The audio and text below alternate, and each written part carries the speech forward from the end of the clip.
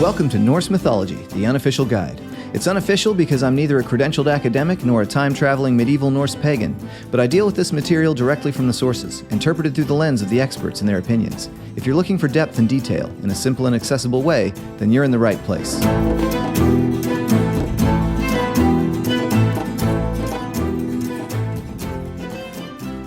She remembers the first war in the world, when they stuck Gullveig with spears, and in the High One's hall they burned her. 3 times they burned her. 3 times she was reborn. Over and over, yet she lives still. Bright One they called her. Whenever she came to houses, the seer with pleasing prophecies, she practiced spirit magic. She knew Sade. Sade she performed as she liked. She was always a wicked woman's favorite. Then all the powers went to the thrones of fate, the sacrosanct gods, and considered this: whether the Aesir should yield the tribute, or whether all the gods should share sacrificial feasts. Odin hurled a spear, sped it into the host. That was war still, the first in the world. The wooden rampart of the Aesir stronghold was wrecked. The Vanir with a war spell kept on trampling the plain.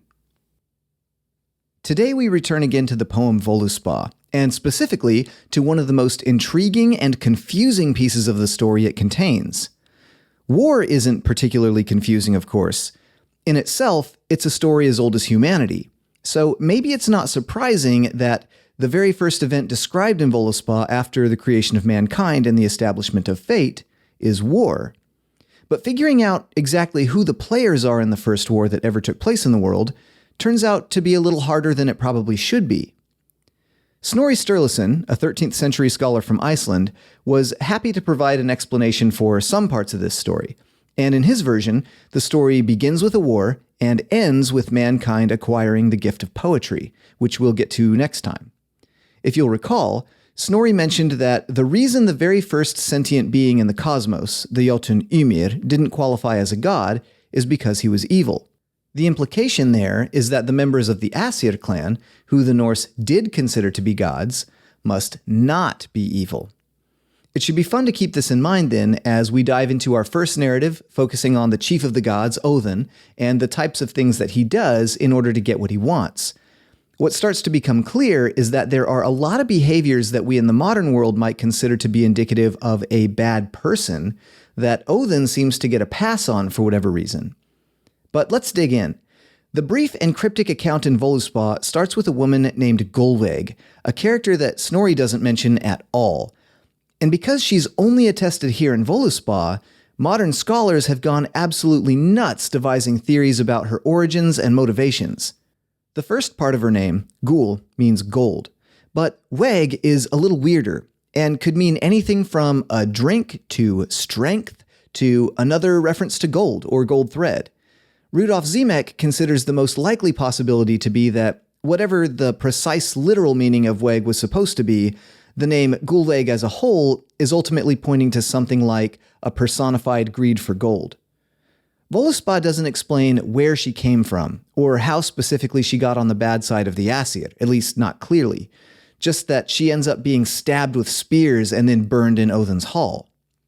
Scholars have interpreted this moment in all kinds of different ways. For example, as a witch burning, which Simek thinks is too simplistic, also as the destruction of a foreign idol, or as a rejected marriage candidate sent to the Aesir by another group, or as the reflection of a sacrificial rite, or even as a reference to alchemical purification of gold. But none of these theories have caught on particularly well in the community. I'll get to the one that has in a second, but to me, it's more fascinating that Gullveig is one of very few characters named in Norse mythology who end up being reincarnated.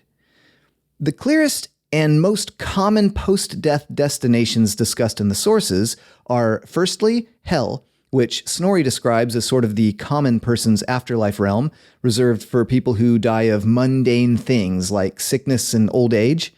And secondly, Odin's Hall, Valhall, which you're more likely to hear pronounced as Valhalla, where warriors who die in battle are sent. But the afterlife in Norse myth is actually a little more complicated than this. Valhall itself is kind of a muddy complex of 2 locations, which we'll talk more about in another episode.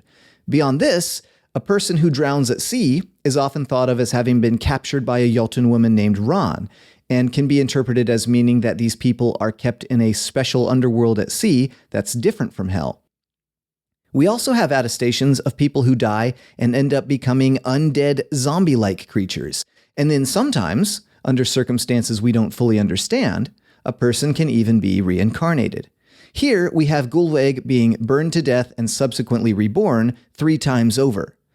When humans are reincarnated in the sources, they're usually reincarnated as new people with new names, and it's not until folk belief starts to look back on them after the fact as probable reincarnated versions of someone from the past that reincarnation finally enters the picture. But in this case, the Aesir seem to be able to pick up on Gullveig's various reincarnations in something close to real time and then throw her right back into the fire whenever she comes back. Possibly after she's been reborn 3 times, or for all we know, maybe this is the reason why they killed her in the first place, she would go to, quote, houses and perform magic and deliver prophecies, becoming a favorite among wicked women. The specific type of magic that Gullveig practiced is called Sæðr, which Larrington anglicized to Sade, and it's characterized by things like divining the future and possibly manipulating it to some degree as well. It's important to note that magic of various kinds was an available option for pretty much anyone in Norse society, but Sæðr in particular was a type of magic that was extremely taboo if performed by men. Women who practiced Sæðr were known as volur. The singular is vulva, and despite how it sounds, it's not a reference to female genitalia. It means something like staff carrier, although both words might actually be distant descendants of a common Proto-Indo-European word that evolved in different ways among different groups of people. But anyway, being a vulva didn't automatically make a woman wicked. In fact, volur had a respected and important role in society, and could be called upon in a crisis. A good example of this comes from the saga of Eric the Red, when a vulva is called upon to predict or maybe help influence the end of a famine in Greenland. The name of the poem Völuspá means prophecy of the vulva, so this is the status of the woman that Odin has resurrected in order to ask questions about the future. But men who practiced this same type of magic were berated and scorned for it. For instance, a word meaning "scythe man" is used on Skjern runestone number 2 as a curse or insult to anyone who might want to damage the stone.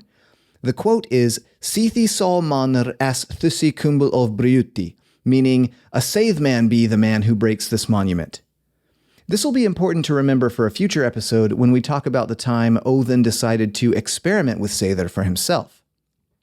But back to Gullveig. According to Snorri, in a pseudo-historical piece he wrote called Ynglinga Saga, the goddess Freyja was the character who first introduced Sæðr among the Aesir.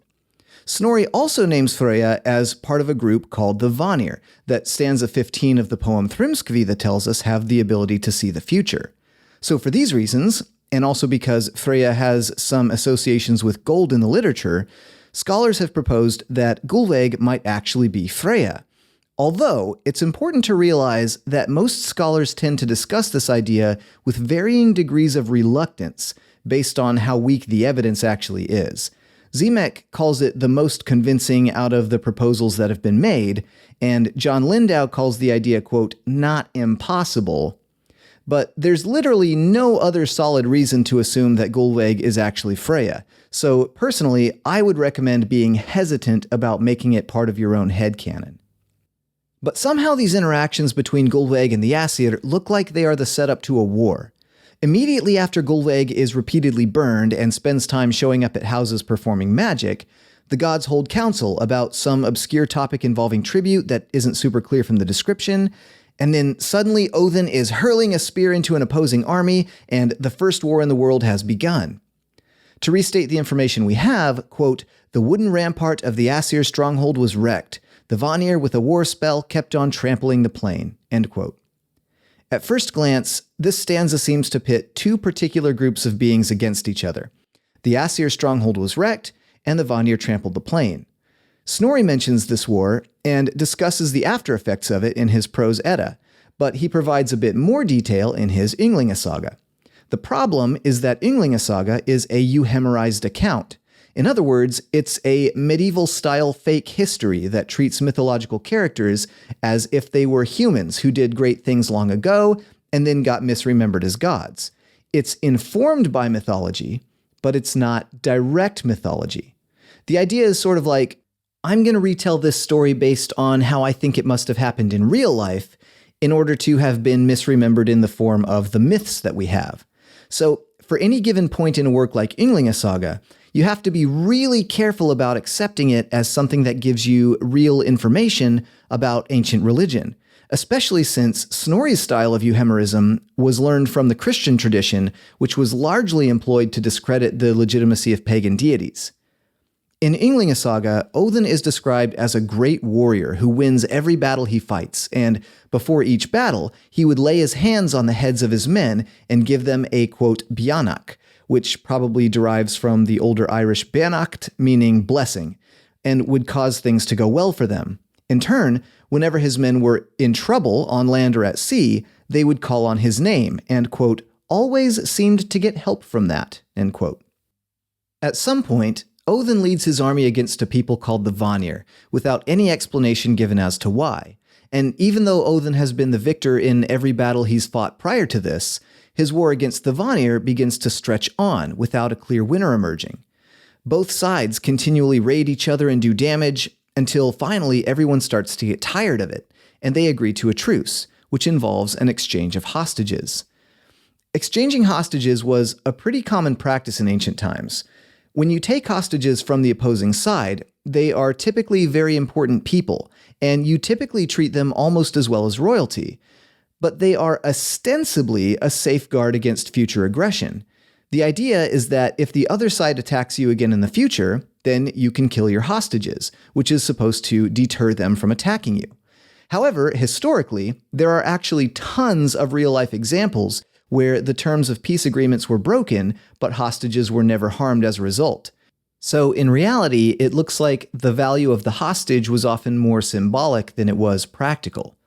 In this exchange, the Vanir turn over a wealthy man named Njordr, as well as his children, a son and daughter named Freyr and Freyja, and also the wisest man in their company, whose name is Kvasir. The Aesir turn over a large, handsome man named Hunir, and a very clever man named Mimir. You may recall that in Voluspa, Hunir is one of three gods who help create mankind, and Mimir is the one who owns the Well of Wisdom. As the story goes in Ynglinga Saga, the Vanir thought that Hunir was well suited to be a leader, but they started to notice that any time he was at council while Mimir was absent, he could never make any decisions on his own, and would always just answer every question with, "Let others decide." This caused the Vanir to believe that they'd been cheated in the hostage exchange, so in retribution, they cut off Mimir's head and they sent it back to the Aesir. Not to let a good head go to waste, Odin smeared it with some herbs to prevent decay and recited some magic spells over it such that it would be able to speak to him and, quote, tell him many secret things. Among the Aesir, Njordr's family were appointed as sacrificial priests. It's here that Snorri tells us Freyja first introduced Seidr to the Aesir, which he says was already a common practice among the Vanir. And while he's on the subject of weird Vanir practices, he notes that before Njordr came to live with the Aesir, he had been married to his sister, which we are told was a customary thing to do among the Vanir, but was considered taboo by the Aesir. So, how much of this is accurate to the pagan tradition? It's going to be impossible to figure that out 100%, but there is some verifying we can do.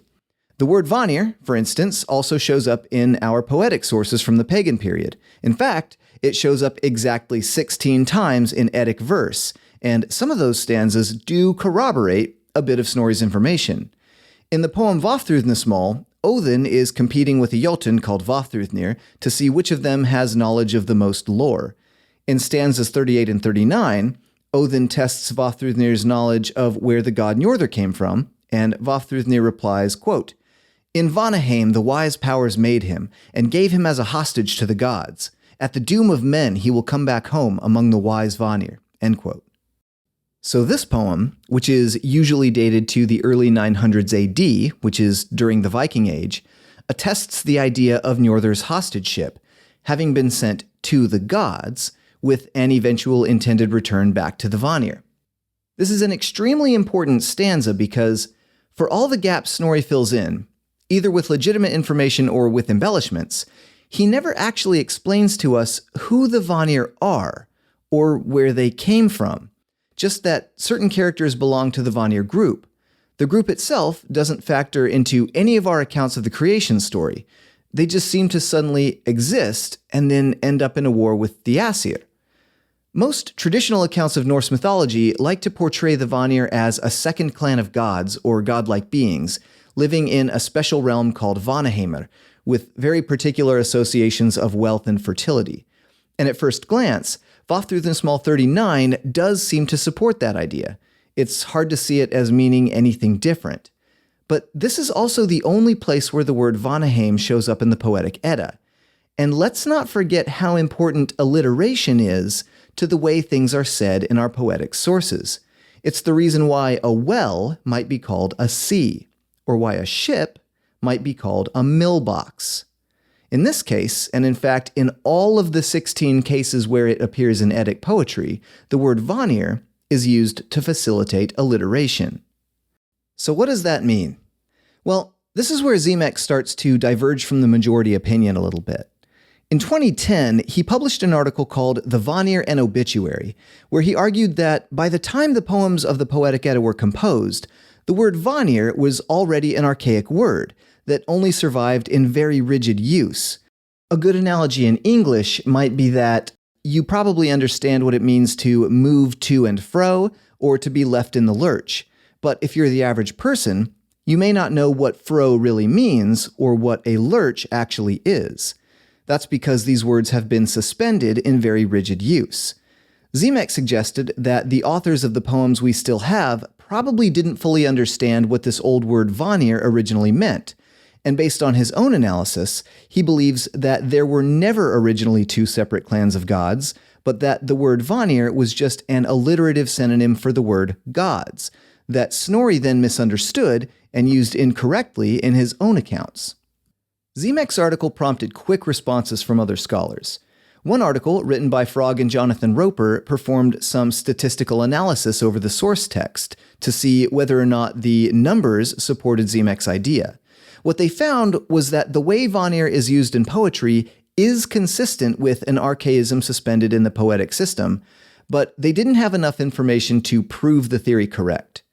Other scholars strongly opposed the idea and pointed out various ways that the sources support the idea of Njordr's family being treated as special with regard to their function, or how the source material indicates some kind of a two-pronged worship structure.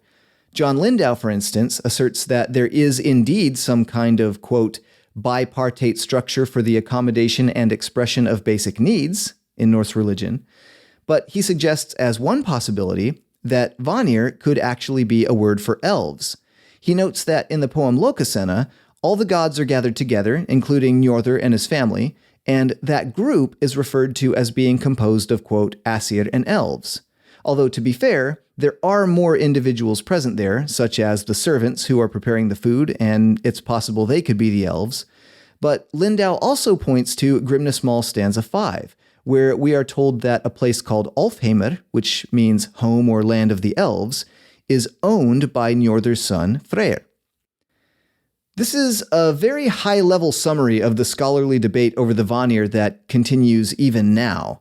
But the point is, there's a lot of missing information in the sources, and while it's not really fair to claim Snorri made something up anytime his ideas don't jive with our own, he was just a scholar after all, and he did make some things up. Unfortunately, making things up is something that some scholars do even to this day, whether accidentally or deliberately, but in a lot of cases, it isn't malicious, and it comes about more as a result of just getting a little too excited about an idea and taking it a little too far. Clive Tolley, who participated in the Vanir debate in 2011, had this to say. I'm going to cut out some of the filler and hit just the important notes. Quote, "There is a fundamental difference between the Aesir and the Vanir here, an opposition between individuality, Aesir, and relationality, Vanir. Individuality is primarily a masculine virtue, based on the assertion of the individual and deploring anything that undermined the individual, such as penetration by a spear or a penis. Relationality, on the other hand, is more associated with a female perspective, and it defines a person in terms of their relations with others. Taking the other into oneself is part of relationality. This is, I suggest, represented in graphic form in the inability of the Aesir to harm the Vanir by sticking weapons into them. The Vanir indeed thrive on accepting the other people, other objects, within their very bodies. Far from killing them as the Aesir intend, it enables them to be reborn in a yet more vigorous state. The poet implies that the Vanir have the power to regenerate wealth, prophetic knowledge, and military invulnerability. The only way to kill the Vanir, and those like them, would be to isolate them, to undermine their relationality, and this secret is of course known to the Vanir themselves, and is used by Skirnir on Freyja's behalf in his threats to Gerður. The god will not confront her directly, but isolate her away from society, depriving her of all contact and cause her to wither." End quote. So to paraphrase all that, the Vanir symbolize feminine relationality, and as a result, the mythology portrays them as impervious to spears, because stabbing someone is sort of a metaphor for sexual penetration. The problem with Tolley's idea here is that it's based on wild interpretations and made-up information, which, again, I'm pretty sure is just the result of a little overexcitement on Tolley's part and a bit of overanalysis. For example, he mentions the inability of the Aesir to harm the Vanir by sticking weapons into them. This, unfortunately, is a fabrication. Nowhere in the sources does it say the Vanir are impervious to being stabbed, just that Gullveig was both stabbed and burned. Tolley also says that the Vanir thrive on accepting other people and objects into their bodies, which enables them to be reborn in a more vigorous state. Well, one of the Vanir is a heterosexual woman, so okay. But the other two are heterosexual men, and neither one is ever attested as accepting another person into their bodies. The reference to being reborn is clearly a reference to Gullveig, but our sources don't ever actually tell us that she's a member of the Vanir. That's a speculation. Tolley also says that the only way to kill the Vanir is to isolate them and undermine their relationality. Unfortunately, he seems to have forgotten that Freyr, a Vanir god, is prophesied to die in battle with the Jotun Surtur at Ragnarok, and isn't one of the gods who is prophesied to return to life afterward, although some of the other non-Vanir gods are. And then, even though this claim isn't exactly correct, he goes on to assert that this knowledge is a secret, which is probably just a poor choice of words, but it amounts to another fabrication, and that a character named Skirnir uses it to threaten a woman named Gerður. But Gerður isn't even a Vanir character, she's a Jotun, and Skirnir threatens her in a million different ways, including cutting off her head with his sword. So, you can't always believe everything you read, or even everything you hear in a podcast. And to be fair, the rest of Tolley's article was much better than these couple of paragraphs.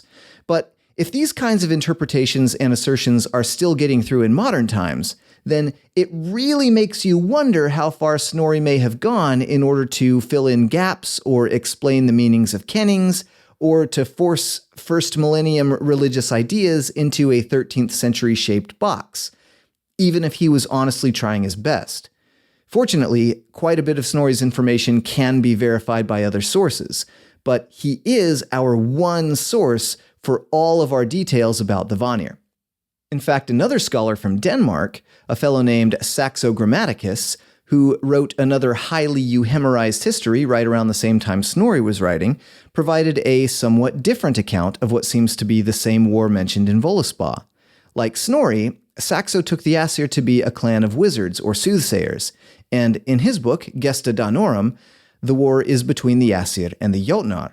He wrote this, quote, "Between the soothsayers and the giants, there were interminable battles for supremacy, until the soothsayers won an armed victory over the monster race, and appropriated not only the right to rule, but even the reputation of being gods." End quote.